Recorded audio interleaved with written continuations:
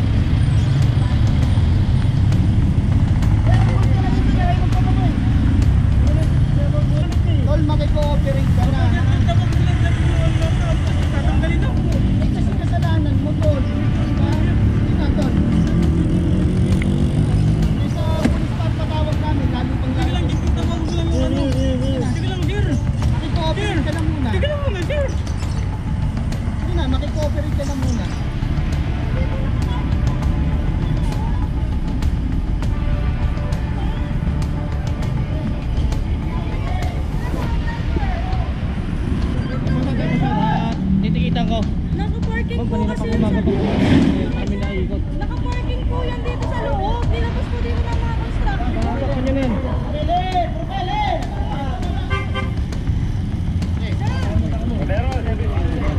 Meron mo sa akin sa tanong.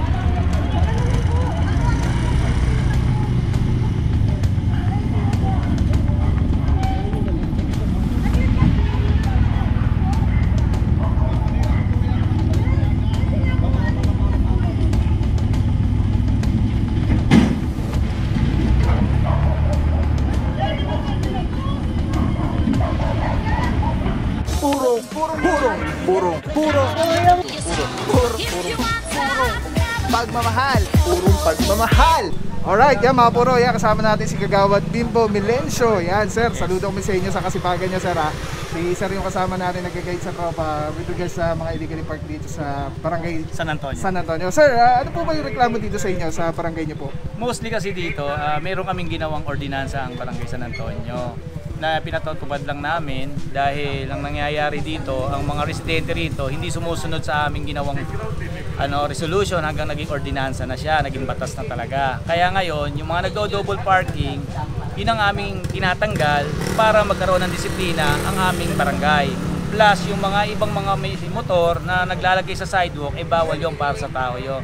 Kaya lahat ang ginagawa namin dito, para sa ikakaayos at ikauunlad ng aming barangay San Antonio. Saludo po kami sa inyo Kagawad. Isang mensahe na lang po para sa mga kabarangay po natin dito sa barangay San Antonio po.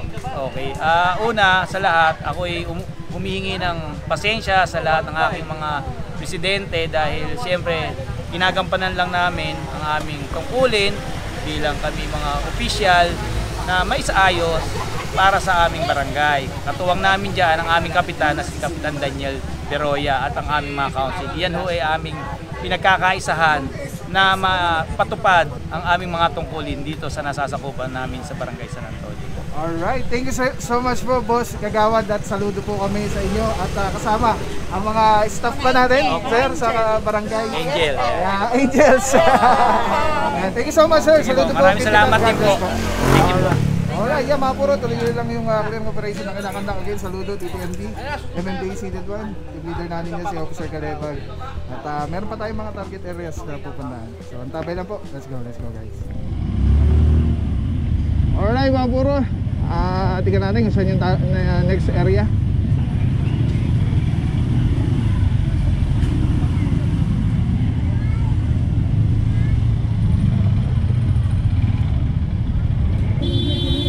Alright mga puro, G. Pasco Street. Sakto, Paskong-Pasko na. Dito sa street nila, araw-araw Pasko. Ayan. So dapat araw-araw malinis din. So far, mga motor-motorsiklo lang po yung nakikita natin dito ng mga naka-obstruct at tricycle. Pero ayan, pag may driver, ticket na po.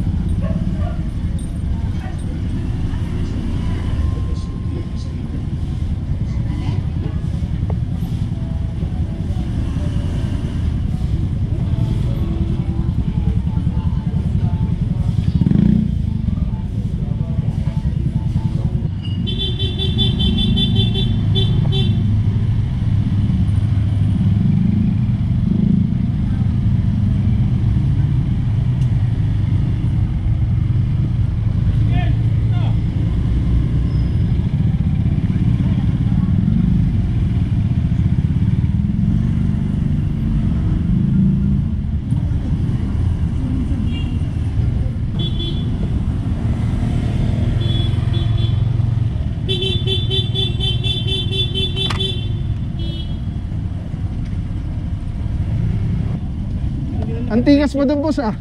Antikas mo doon. Kanina pa yun eh, nadaanan na natin. Naikutan na, di ba? Naikutan na yun eh.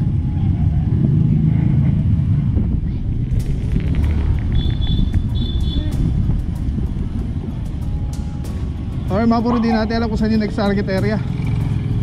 Pero ito meron isa ditong nakabangketa. Isang pick up. Dapat naka ano na lang siya sa one side parking.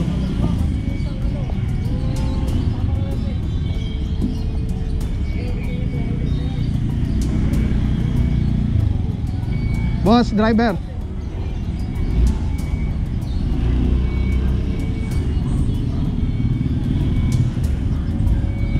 Ay mga puro, titikitan na lang po ito.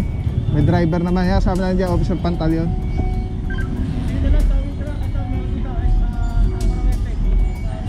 Mas may isa pa dito, nararadyo. Ito, may isa pa dito, tama raw FX. Ayan, bangketa. Pagka ganito may one side parking na po, yun yung sinasabi natin, i-park ng ayos. Kasi nung ibababa niya lang dito, nakaayos na siya. Gets nyo po? Kasi may one side parking naman eh.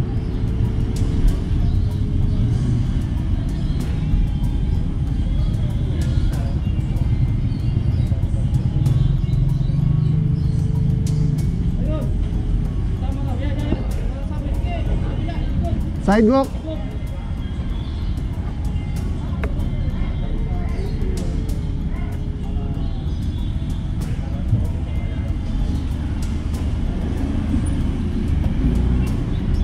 Puro nagbigay na ng driver's license yung driver, very cooperating naman. Tapos ito, itong isa ibababa na lang sa ano, hindi pa niya binaba.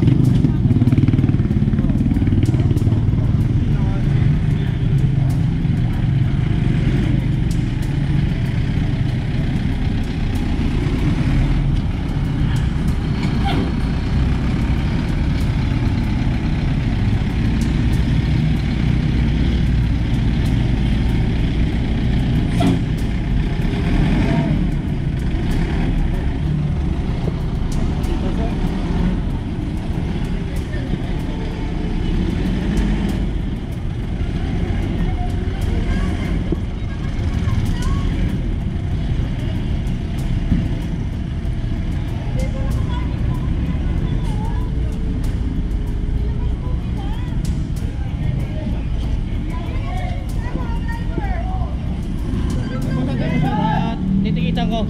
Naka-parking po Kanina kasi pa yun umaga sa... pa kami naikot. Naka-parking po yan dito sa loob. Nilabas po dito ng mga construction. Bago ka nyo na yun.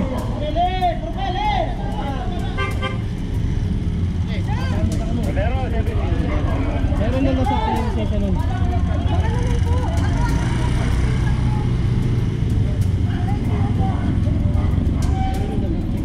Saglit lang po. Kasi nga po,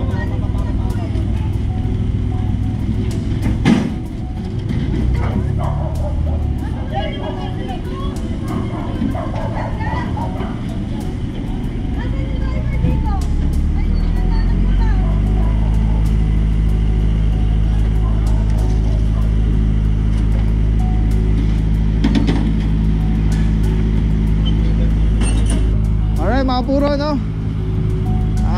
Yung isa ditong pick up ay tinitingnan na ni Officer Pantaleon dahil naka yung sidewalk na harangan na. So itong tama raw FX, ito ay wala pa rin driver. Para may pumunta na si Madam. Baka kilala niya may-ari or kamag-anak niya siguro. Parang ang rinig natin nasa loob daw to. Tapos nilabas. Ngayon ang question natin is, kung nailabas, ibig sabihin nandito yung susi. Eh wala naman nagkiklaim na may ano dito, yung na sila yung driver or yung may-ari. Tinawag pa ni Madam. Tumakbo si Madam.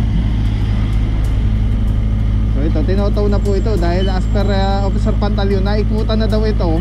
Until now, nandito pa rin.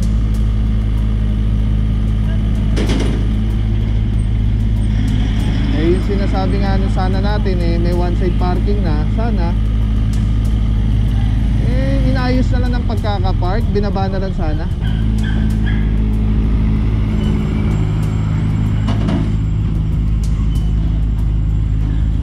Mga puro, may napara pa dito, walang helmet si bossing, tapos wala pa side mirror. Kung nag-helmet ka, hindi kita paparahin. Hindi ko malalaman na wala kang lisensya. Kasi naka-helmet ka, hindi ka paparahin eh.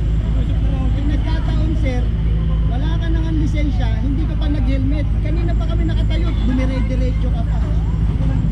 Oo nga po, wala po kasing batas na pwede nagsasabi pag malapit, exempted kayo eh. Sana nag-helmet ka, hindi kita paparahin, naka-helmet ka. Kasi sa office ko naman, meron ko lang pinag-alam ko lang yun. Opo, yung pamali mo, tapos nakialam ka pa ng hindi sa'yo na wala kang helmet, wala kang lisensya. Hindi usap naman ako, sir. Diba? Hindi mo maka... Hindi Oo, sir, sir, kasi sir, wala ka. ano lang to sa office kasi ihatid ko lang kasi kinukuha ng office. Galing ka doon, tinitignan ka namin. Nakita mo kami dito, lalaki namin. Sana, kung pala, nagsuot ka na ng helmet, hindi ka namin paparahin. Mga puro, impound yung motorsiklo, riding without not wearing Saan po safety kayo helmet, dadalhin, sir? tapos upon apprehension, Ang layo, sir. Doon po ang towing na impounding. pounding po namin. Hello, Jessica. Pwede mo kayang matawagan si ano mo? Yung pinsan mo sa... Sinasabi ko po so, pag-install po si 200 lang. 2,000 pala pag illegal parking. Ay, nilagay niya rito illegal parking. Hindi na kasi siya sa operation niya. Hindi ko alam kung sino pa. Hindi, kasi small siya, di ba yung salary stock? Tumawag ka lang mo, wala kang lisensya eh.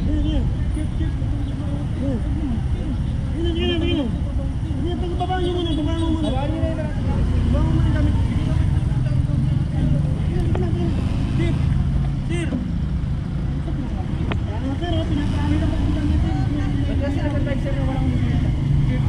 Kasi ang problema, hindi ko namin nag-usap naman ako. Huwag naman sir. Kaya nga po, tawag na yun. Hindi, babaan niyo muna, babaan mo ito. Sige lang. Sige, pababa na ako ng gamit.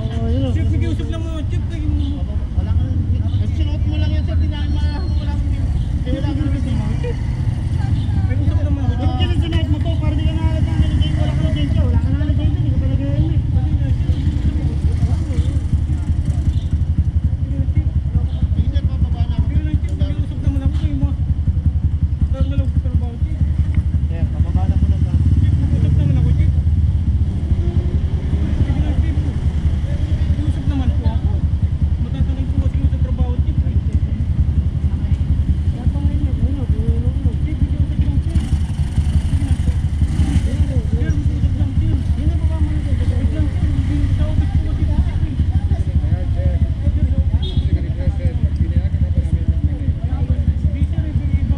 Ay mga puro, yung FX po yan ha, isang pa na po. Naman, sir, eh. Diretso tumana Marikina. Tapos yung pickup doon natikitan. Tapos etong motorsiklo na para no helmet upon apprehension, no license.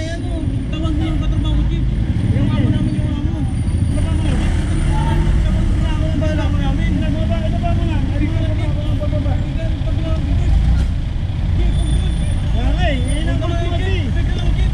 Mas paano ka lang, boss eh? Mas ganyan. Tawag niyo lang amo namin, Chief.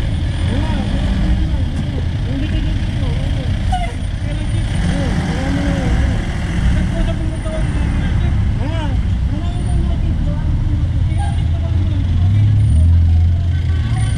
Kasi gagawin mo.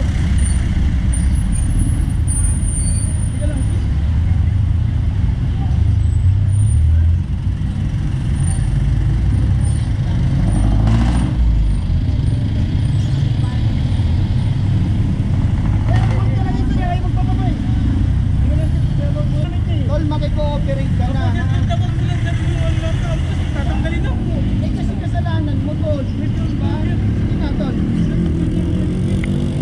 Eh, sa police pa patawag namin, lalo pang Sige lang, lalo. Chief. Tawag mo lang yung ano.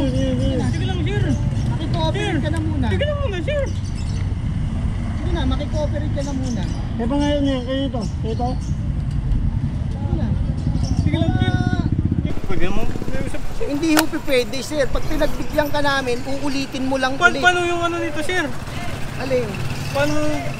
Wala ko pang ano nito. Patutulungan ka na lang namin sa tumana. Sa kanila, patutulungan ka na lang nila. Ha? Kasalanan mo, kaibigan eh.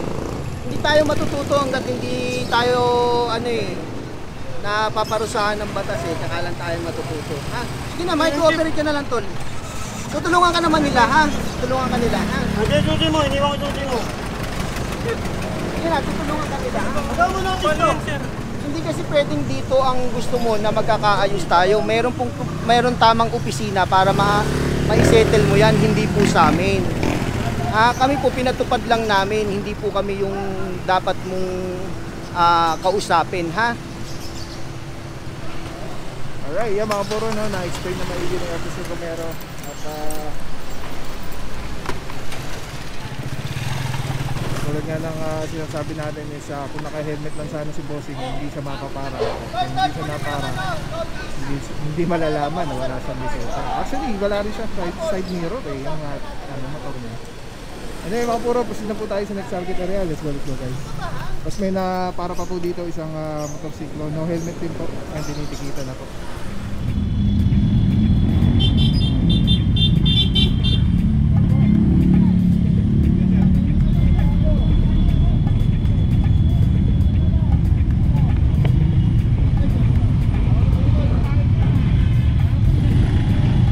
Mga puro ticket na lang po ito, may dumating na driver.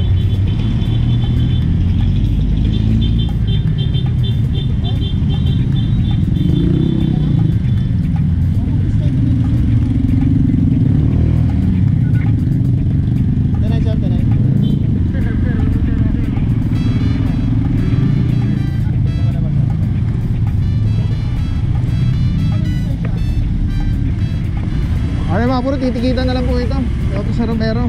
At dito ticket din po. Ticket na lang dahil may mga driver naman po.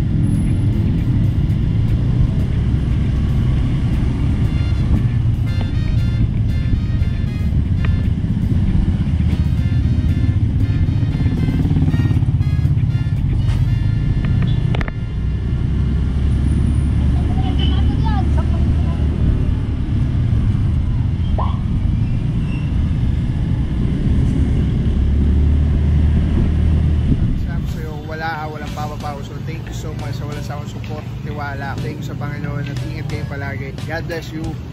Purong pagmamahal. Thank you so much. God bless.